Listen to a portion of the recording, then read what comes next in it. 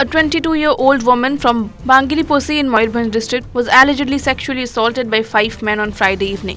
Police said the survivor was lured by 2 men she knew who promised to arrange her a job and asked her to join them in a vehicle.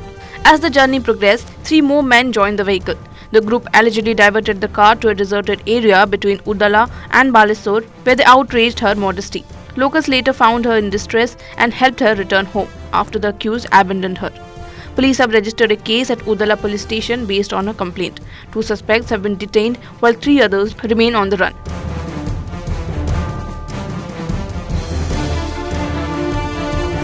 Senior officials are monitoring the investigation with forensic and medical examinations underway.